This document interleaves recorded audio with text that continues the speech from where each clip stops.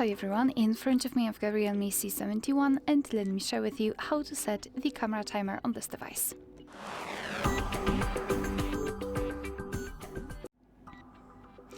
So let's start with opening the camera app.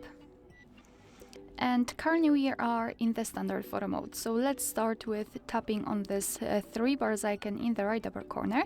And as you can see, the second bar is connected with the timer. We've got 3 different options. So off, 3 and 10 seconds delay. Just tap on the specific option you'd like to use. I'll choose 10 seconds delay. And as you can see, it is immediately notified inside the shutter button, so you can quickly check whether you've got the timer set or not. So now all you have to do is to tap on the shutter button, and from now on, your device will count down from 10 or 3, depending on which option you've chosen, and after that time, it will take a photo. Alright, of course, you can turn this option off the same way, so 3 bars icon and tap on off, and from now on, your device will take photos right after touching the shutter button.